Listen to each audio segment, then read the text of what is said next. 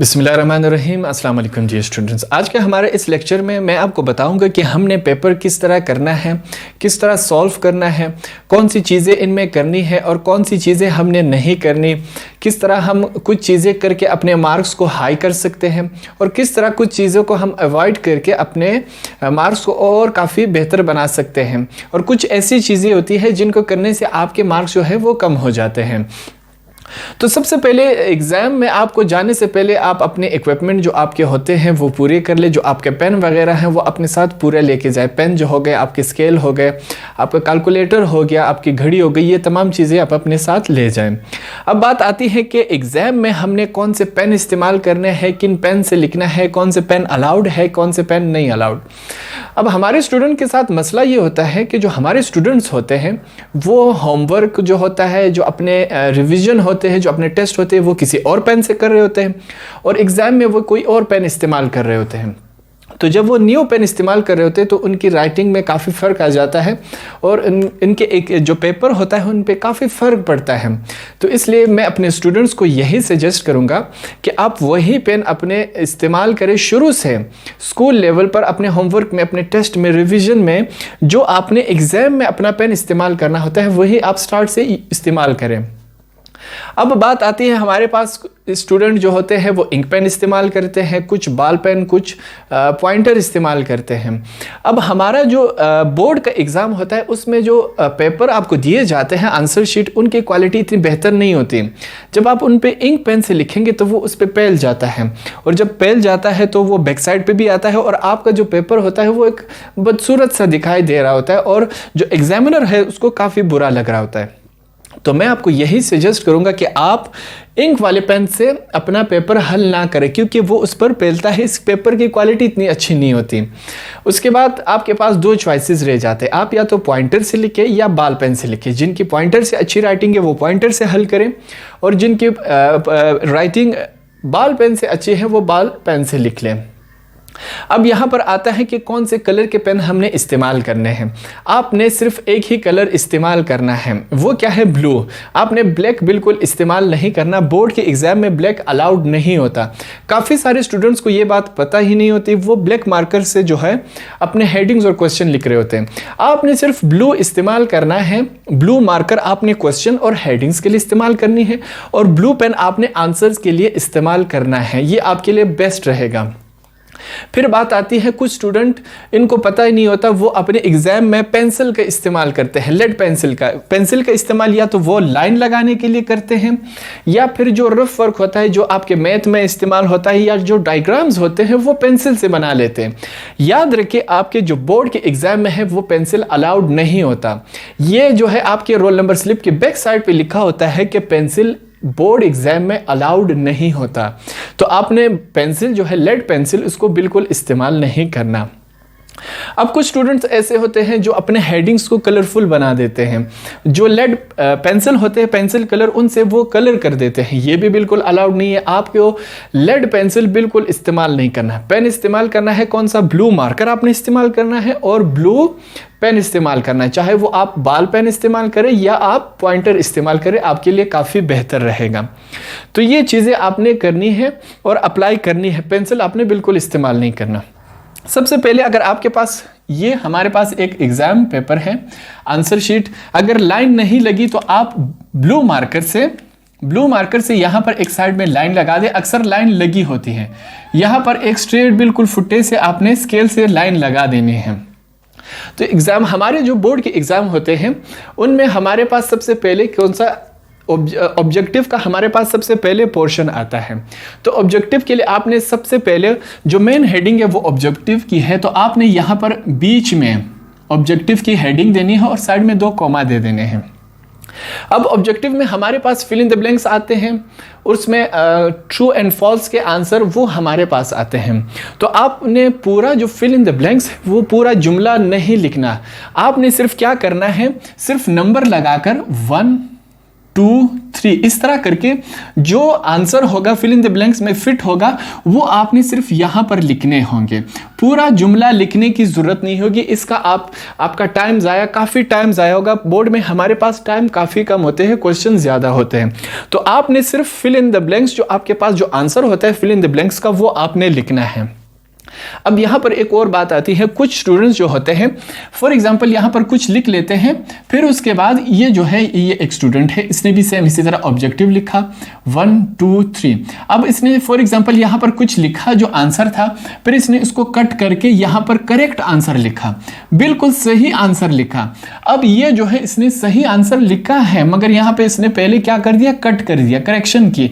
अब ये इसका जो आंसर है वो काबिल कबूल नहीं होगा, इस पर इसको मार्क्स नहीं मिलेंगे। आपने ऑब्जेक्टिव्स में बिल्कुल आपने करेक्शन कटाई नहीं करनी, आपने स्ट्रेट फॉरवर्ड आंसर लिखना है। अगर गलत हो गया तो वो गलत है, अगर आपने वापस करेक्शन कर ली वो बिल्कुल काउंट नहीं होगा। और एक और चीज़ का आप ध्यान रखिए, सीक्वेंस से आप अपने आंसर लिखें। उसके बाद हमारे पास एक और क्वेश्चन आता है जो कि होता है ट्रू एंड फॉल्स का। अब कुछ स्टूडेंट्स क्या करते हैं, ट्रू एंड फॉल्स में भी आपने सिर्फ उनके आंसर लिखने हैं, ठीक है। क्वेश्चन नंबर डाल के क्वेश्चन नंबर 2 होता है, आपने क्वेश्चन नंबर 2 लिख लिया, ट्रू एंड फॉल्स, ठीक है। उसके बाद हमारे पास कुछ स्टूडेंट्स क्या करते हैं, कुछ स्टूडेंट्स ट्रू एंड फॉल्स में इस तरह फॉल्स क्रॉस का और टिक का निशान लगा देते कि भाई ये फॉल्स है और ये ट्रू है। इस तरह आपने बिल्कुल नहीं करना, आपने बिल्कुल कंप्लीट इस तरह ट्रू लिखना है और फॉल्स इस तरह लिखना है पूरा, और लिखना भी किस में है, कैपिटल में लिखना है। आपने कैपिटल में लिखना है, ये चीज़ आपने बिल्कुल नहीं करनी, आपने बिल्कुल कैपिटल में लिखना है। जो ट्रू है वो ट्रू लिखना है, जो फॉल्स है वो फॉल्स लिखना है। उसके बाद हमारे पास ऑप्शन क्या आता है, जो आपका सब्जेक्टिव पोर्शन है वो स्टार्ट हो जाता है।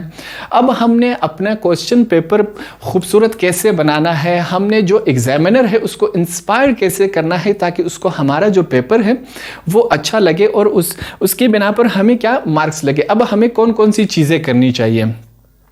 सबसे पहले जो हमारे पास है, पेपर जो होना चाहिए आपका नीट एंड क्लीन होना चाहिए, बिल्कुल इसमें कोई गलती नहीं होनी चाहिए। नीट एंड क्लीन का मतलब ये नहीं कि आप खाली क्वेश्चन आंसर पेपर वापस जमा करवा दें, आपने लिखना है, बिल्कुल तरतीब से लिखना है और उनको इनमें मिस्टेक काफ़ी कम होनी चाहिए, मिस्टेक आप गुंजाइश ना रखने दें।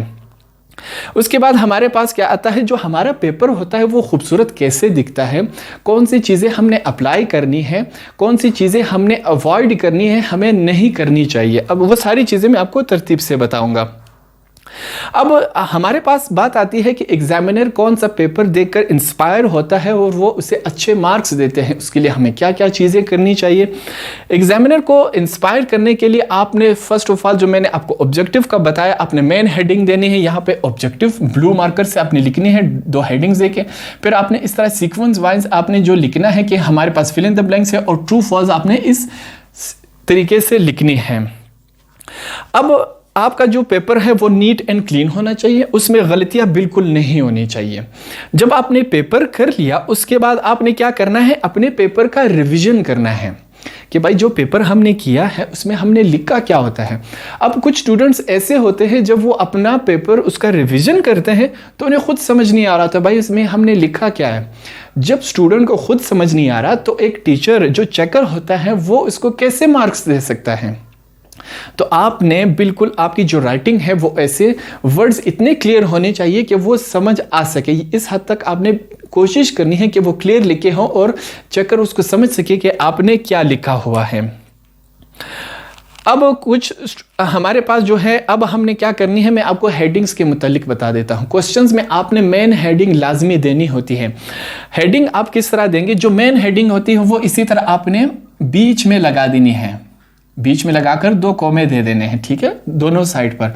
जो मेन हेडिंग है वो इस तरह लिखनी होती है। फिर जो आपके आंसर हैं वो एक साइड से शुरू होकर दूसरे साइड तक, फिर इसी तरह एक साइड से शुरू होकर दूसरे साइड तक, इस तरह आपने आंसर लिखने हैं। और हेडिंग जो मेन होगा वो इस तरह बीच में लिखना है। जो बकाया हेडिंग होगी, जो उसमें एक आंसर में एक कुछ और भी हेडिंग्स आते तो आपने वो छोटे करके साइड पे लिखने हैं और उसको भी ब्लू मार्कर से लिखने हैं इसको हेडिंग, ताकि वो दूर से नजर आए कि ये हमारे पास हेडिंग है। तो हेडिंग देना आपने लाजमी है। कोशिश करें कि आप कुछ आंसर में 1 या 2 या 3 हेडिंग दें।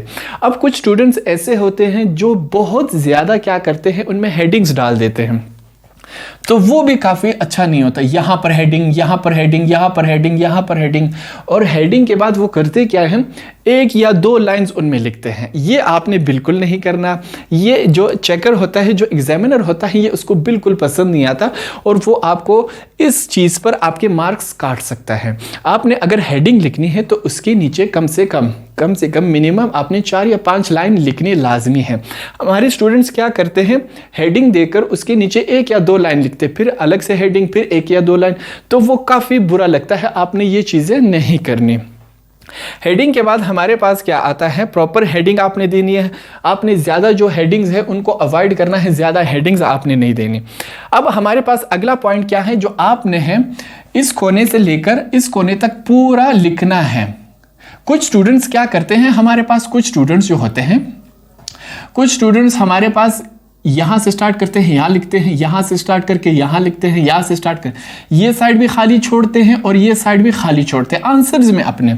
ये जो एग्जामिनर होता है वो आपको इसके नंबर आपसे काटेगा। अब एग्जामिनर को ये बात पता है कि भाई आपने जो साइडों से हैं जगह छोड़कर आपने ज़्यादा शीट्स का इस्तेमाल किया है, तो वो ये चीज़ एग्जामिनर को पसंद नहीं है, वो आपके नंबर इस चीज़ पर काट सकता है। अगर आपने आंसर लिखना है तो पेज के एक कोने से लेकर दूसरे कोने तक एंड टू एंड आपने लाजमी लिखना है।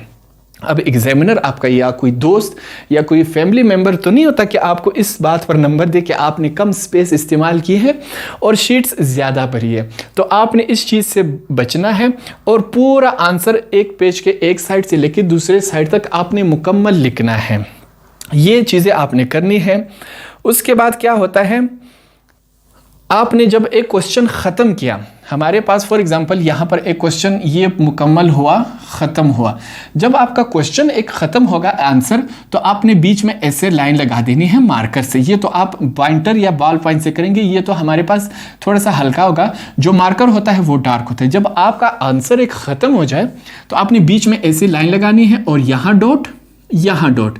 आपने ये लाजमी करना है जब भी आपके शॉर्ट आंसर हो या लॉन्ग आंसर हो, क्वेश्चन के एंड में आपने ये लाजमी लगाना है। अब इसके वजह क्या है मैं आपको बता दूं। जो हमारे एग्जामिनर के पास होते हैं उसके पास क्वेश्चन या जो आंसर पेपर होते हैं, क्वेश्चन पेपर, वो बहुत ज़्यादा तादाद में होती है। इन्होंने वो चेक करने होते हैं। जब वो चेक कर रहे होते हैं, आपने ये फॉर एग्जाम्पल आपने एक क्वेश्चन के एंड में ये नहीं लगाया, तो वो आपके 2 क्वेश्चन को एक क्वेश्चन समझकर आपको मार्क्स दे देगा। तो इसमें आपका ही नुकसान है। आपने किए 2 क्वेश्चन होंगे, वो उसे एक क्वेश्चन समझकर आपको मार्क्स दे देगा। तो इसलिए आपने जब भी क्वेश्चन एंड किया, चाहे वो शॉर्ट हो या लॉन्ग हो, आपने इस तरह लाजमी लगाना है। एक लाइन लगा के यहाँ पर डॉट और यहाँ पर डॉट थोड़ा सा मोटा करके लिखे, ताकि दूर से नजर आए कि भाई आपने जो क्वेश्चन किया है वो क्वेश्चन आपका एंड हो चुका है।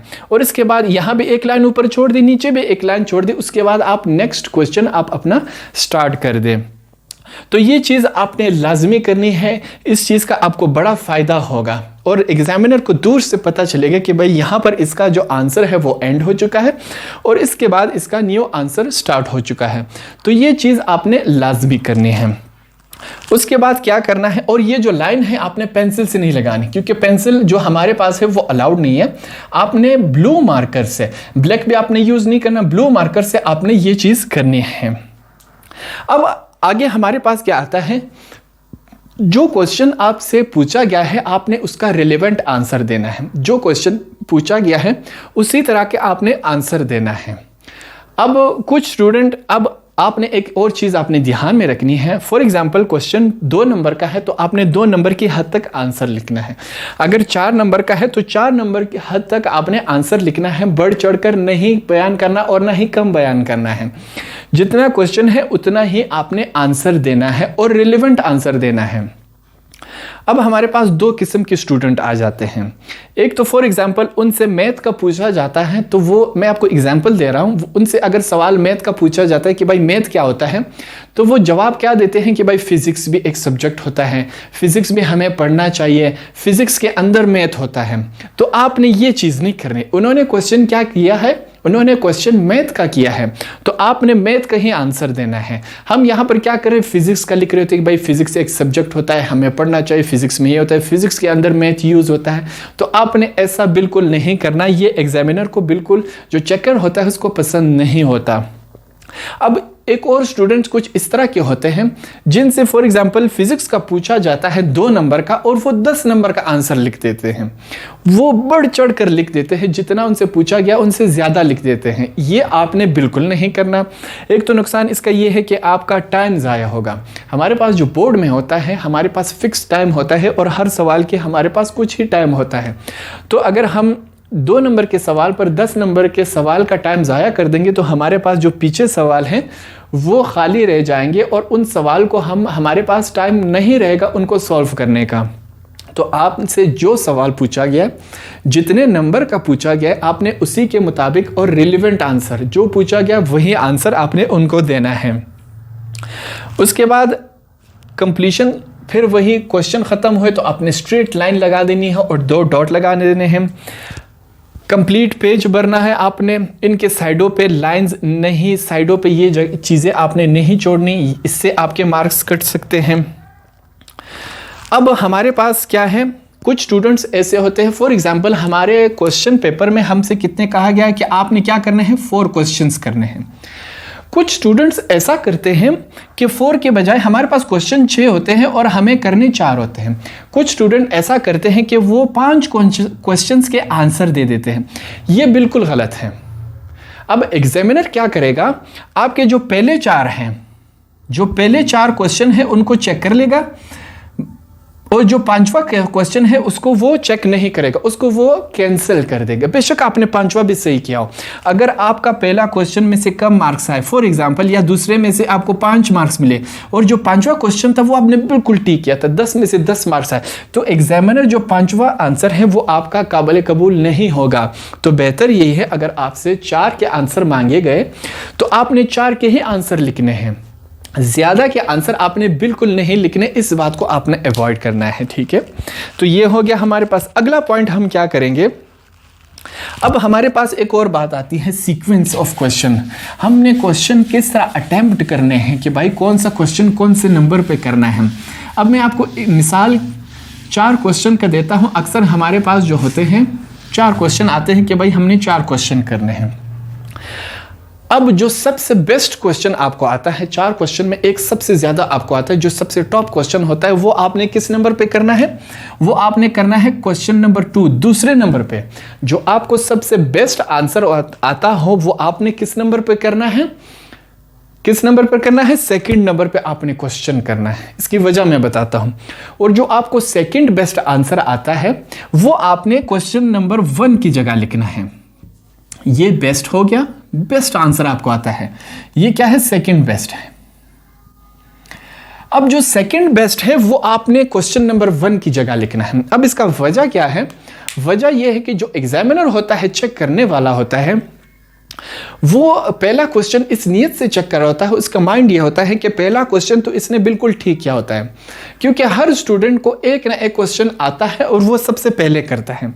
तो आपने जो आपका सेकंड बेस्ट क्वेश्चन है वो आपने क्या करना है, पहले नंबर पे करना है, तो इसको एग्जामिनर अच्छे मार्क्स देगा। जब वो क्वेश्चन नंबर 2 की तरफ आएगा चेक करने के लिए, तो आपका जो सेकंड क्वेश्चन होगा वो आपका सबसे बेस्ट क्वेश्चन होगा, जो आपको याद हो, आपके दिमाग में हो। जब वो ये देखेगा तो उसके दिमाग में एक बात बैठेगी कि भाई ये बच्चा जो है काबिल है, क्योंकि इसका पहला क्वेश्चन भी बहुत अच्छा है, दूसरा क्वेश्चन भी इसका बहुत अच्छा जा रहा है, तो वो इस दोनों के आपको बेस्ट मार्क्स मिलेंगे। ठीक है, बेस्ट मार्क्स आपको मिलेंगे। अब जो सबसे कमजोर क्वेश्चन आपको आता है, जो सबसे लास्ट में आपको आता है, जो थोड़ा सा आता है, थोड़ा सा नहीं आता, थोड़ा सा भूल रहे, जो सबसे वर्स्ट क्वेश्चन है, क्वेश्चन नंबर कौन सा, क्वेश्चन नंबर 4, जो आपका सबसे वर्स्ट क्वेश्चन है, जो सबसे आपको कमजोर आता है, वो आपने वर्स्ट क्वेश्चन जो है वो क्वेश्चन नंबर 3 पे करना है। जो सबसे आपका कमज़ोर क्वेश्चन है वो आपने क्वेश्चन नंबर 3 पे करना है। जब एग्जामिनर आपके पहले 2 क्वेश्चन चेक कर लेगा और आपको अच्छे मार्क्स देगा, तो जब से आप सबसे कमज़ोर क्वेश्चन की तरफ जब आएगा तो उसका दिमाग बन चुका होगा कि इसने पहले 2 क्वेश्चन अच्छे किए, तो इन 2 क्वेश्चंस की बुनियाद पर आपको जो सबसे कमज़ोर क्वेश्चन होगा उस पर भी आपको अच्छे मार्क्स मिलेंगे। 3 to 5 आपको एक्स्ट्रा मार्क्स इस पर मिलेंगे। और जो 3rd नंबर पर आपको क्वेश्चन याद होगा वो आपने क्या करना है, वो आपने 4th पे करना है। जो 3rd बेस्ट आपको आता हो वो आपने सबसे लास्ट में करना है। तो क्वेश्चन की सीक्वेंस आपने कुछ इस तरह करनी है, इससे आपको एक्स्ट्रा मार्क्स बिल्कुल मिलेंगे। मैं गारंटी के साथ कहता हूं इस टेक्निक से आपको एक्स्ट्रा मार्क्स बिल्कुल मिलेंगे। जो सबसे बेस्ट क्वेश्चन आता है वो आपने सेकंड करना है, जो सबसे सेकंड बेस्ट क्वेश्चन आपको आता है वो आपने पहले करना है, और जब से सबसे कमज़ोर क्वेश्चन होता है वो आपने 3रे नंबर पे करना होता है, और जो आपको 3रे नंबर पे क्वेश्चन आ रहा होता है वो सबसे लास्ट में करना होता है। तो इस टेक्निक से आपको बिल्कुल 100% अच्छे मार्क्स मिलेंगे। अब हमारे पास अगला क्या है, कुछ हमारे पास स्टूडेंट ऐसे होते हैं जिनसे कुछ चीज़ें भूल जाती हैं, या कोई शॉर्ट आंसर भूल गया, या फिर किसी आंसर का जो है वो डेफिनेशन भूल गया लिखना और वो क्वेश्चन उसने एंड कर दिया। अब जब आपका पेपर ख़त्म हो जाता है तो एंड में जाके आपने सही से निशानी देनी होगी कि भाई क्वेश्चन नंबर 2 का रिमेनिंग पार्ट है। आपने जो एग्जामिनर होता है उसके लिए आसानी बनानी होती है कि भाई ये जो मैंने लिखा है ये क्वेश्चन नंबर 2 का या क्वेश्चन नंबर 1 का या क्वेश्चन नंबर 3 का रिमेनिंग पार्ट है। आपने इसको बिल्कुल सही समझाना है कि ये उसका रिमेनिंग पार्ट आप लिख लें, और जो भी आपका आंसर हो वो आपने लिखना है। तो आपने एग्जामिनर के लिए आसानी, या अगर आपसे शॉर्ट क्वेश्चन रह जाए, या अगर आपसे कोई आंसर में कोई डेफिनेशन भूल जाए या कोई हिसाब भूल जाए, तो आपने एंड में जाकर इस तरह आपने निशानी देनी होगी कि भाई फलां क्वेश्चन का ये रिमेनिंग पार्ट है तो मैं यहाँ पर लिख रहा हूँ, ताकि उसे समझ आ सके कि ये भाई स्टूडेंट ने क्या लिखा हुआ है। तो ये करना आपने लाजमी है। उसके बाद अब हमारे पास अगला क्या है, अगला हमारे पास ये होता है कि भाई हमने हमारे आंसर्स में स्टूडेंट से क्या हो जाती है, गलतियां हो जाती है। फॉर एग्जांपल वो लिखता है, मैं एक जुमला लिखता हूं, ये अगर हमारे आंसर में गलत हो जाता है तो कुछ स्टूडेंट क्या करते हैं, इसको ऐसे करते हैं, इसको ऐसे या काट देते हैं या ब्लैंको से इसको मिटा देते हैं। आपने ऐसा बिल्कुल नहीं करना। अगर आपसे मिस्टेक हो जाए तो आपने ऐसा बिल्कुल नहीं करना। आपने इस चीज़ को अवॉइड करनी है, और ये आपके पेपर पर बुरा असर करेगा, इससे आपके मार्क्स कटेंगे। यही अगर हमसे गलती हो जाए, मैंने यही एग्जाम्पल दिया, अगर हमसे गलती हो जाए तो हम क्या करेंगे, ऐसे करके ब्रैकेट लगा देंगे, जितना भी लाइन हो, 1 हो 2 हो 3 हो, यहाँ पर हम क्रॉस लगा देंगे और यहाँ पर हम क्रॉस लगा देंगे। ठीक है। अब जब फिर बीच में हमने क्या करना है, एक बारीक सी लाइन लगा देनी है। अब पढ़ने वाले को तो ये दिखाई दे रहा है, जो चेक करने वाला है, कि इसने लिखा क्या है और इसको काटा गया है। अब ये जो काटा गया है तो इसको समझ ही नहीं आ रहा कि भाई इसने काटा क्या है, इसने लिखा क्या था। अगर आपसे मिस्टेक हो जाए तो आपने इस तरह करके ऊपर क्रॉस और यहाँ पर क्रॉस, जितने भी लाइंस हो आपने इसी तरह करना है। और एक जो आपका पेन होता है उससे यूँ हल्का सा लाइन बीच में लगा दे, ताकि पढ़ने वाला पढ़ सके कि इसने लिखा क्या था और इसने काटा हुआ। इससे आपके मार्क्स बिल्कुल नहीं कटेंगे। याद रखिए, आपकी जो गलती है उसके मार्क्स नहीं कटते, जो आपसे करेक्शन हुई इसकी आपके मार्क्स बिल्कुल नहीं कटेंगे एग्जाम में, अगर आपने ये वाला पैटर्न फॉलो किया। अब हमारे पास ये जो मिस्टेक आते हैं ये स्टूडेंट से क्यों होते हैं, इनकी वजूहात क्या हैं। एक तो हमारे स्टूडेंट्स प्रैक्टिस बिल्कुल नहीं करते, एग्ज़ाम में डायरेक्ट आके बैठ जाते हैं। जो पास्ट पेपर होते हैं उनको बिल्कुल नहीं देखते, उनकी रिवीजन नहीं करते, उनको हल करने की कोशिश नहीं करते, स्कूल में टेस्ट नहीं देते। तो ये तमाम वजूहात पर क्या होता है, इनसे मिस्टेक हो जाती है। अगर एक स्टूडेंट एग्ज़ाम में बैठने से पहले 3 से 4 मरतबा एक ही क्वेश्चन पेपर को हल करे तो उससे बिल्कुल मिस्टेक नहीं होगी। तो आप अपने घर में एग्ज़ाम में जाने से पहले प्रैक्टिस ज़रूर किया कीजिए। जो टेस्ट होते हैं आप टेस्ट किया करें, ताकि आपसे एग्ज़ाम में आपको बिल्कुल, मैं गारंटी के साथ कहता हूँ, अगर आपने पहले से प्रैक्टिस की होगी तो आपसे कभी भी गलती नहीं होगी। जब आपका पेपर कंप्लीट हो जाए तो उसके बाद आपने क्या करना है, उसके नीचे क्या लगा देना है, दी एंड लिख लेना है ब्लू मार्कर से, ताकि वो दूर से नज़र आए। जब आपका पेपर ख़त्म हुआ तो सबसे पहले आपने क्या करना है, रिवीजन, वापस अपना पेपर पढ़ना है। काफ़ी सारे स्टूडेंट्स अपना पेपर करने के बाद जमा करवा देते हैं और रिवीजन उसका बिल्कुल नहीं करते। अब रिवीजन के दो फ़ायदे होते हैं।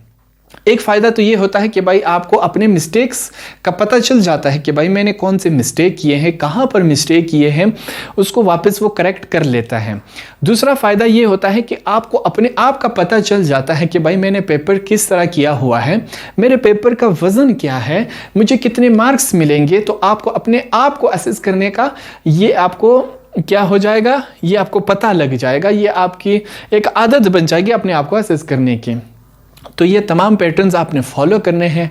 अपना पेपर नीट एंड क्लीन होना चाहिए, लाइंस आखिर तक करने हैं। अब एक और बात आती है, कुछ स्टूडेंट यूँ करते हैं जो ये होता है, फॉर एग्जांपल यहाँ तक आपका क्वेश्चन एंड हुआ, यहाँ तक आपका क्वेश्चन एंड हुआ, आपने बीच में ये लाइन लगा दी, यहाँ पर डॉट और यहाँ पर, ये जो नीचे वाला हिस्सा होता है बिल्कुल ब्लैंक छोड़ देते हैं, खाली छोड़ देते हैं। आपने ऐसा बिल्कुल नहीं करना। इस पर आपको जो एग्जामिनर होता है वो आपके नंबर काट सकता है। वो नंबर क्यों काटेगा, तो वो बोलेगा जब आपने इतनी जगह छोड़ी है तो इसकी वजह से आपने एक्स्ट्रा शीट इस्तेमाल किए हैं, तो वो आपको इस चीज़ के नंबर नहीं देगा और काटेगा। अगर मैं आपको बताऊं, अगर आपका जो शीट है वो 70 to 75 आप लिख चुके हैं और आपका जो है वो आंसर जो है वो यहाँ तक फॉर एग्जांपल आ गया है और ये थोड़ी सी बचा 30-25% आपकी जगह बच गई, तब आप उसको ब्लैंक या खाली छोड़ सकते हैं और अगले पेज से जो है अपना आंसर स्टार्ट कर सकते हैं। ये आपने बिल्कुल नहीं करना। आपका आधा पेज खाली है और आधे पे आपका क्वेश्चन आ गया, मुकम्मल हो गया, आपने नीचे बकाया पूरा पेज खाली छोड़ दिया। ये चीज़ आपने बिल्कुल नहीं करनी। जब आप ये तमाम चीज़ें अपने पेपर में अप्लाई करेंगे तो आपका पेपर बिल्कुल खूबसूरत नज़र आएगा और आपने जो एग्जामिनर होता है उसके लिए आसानी पैदा करनी होती है। जब जो चेकर होता है उसके लिए जब पेपर चेक करना आसान हो, उसको चीज़ें समझ आ रही हो, दूर से उसको नज़र आए कि ये डेफिनेशन है, यहाँ पे क्वेश्चन ख़त्म हुआ है, ये क्वेश्चन नंबर है, तो उसको जब उसके लिए आसानी होगी तो वो आपको एक्स्ट्रा मार्क्स भी देगा। तो एक ये पेपर है, एक ये पेपर है, यहाँ पर देखें और ये टॉपर का है फॉर एग्जांपल, और ये कितना बुरा लग रहा है। तो आप अपने पेपर में ये तमाम चीज़ें अप्लाई करें, आपके मार्क्स बिल्कुल इम्प्रूव होंगे।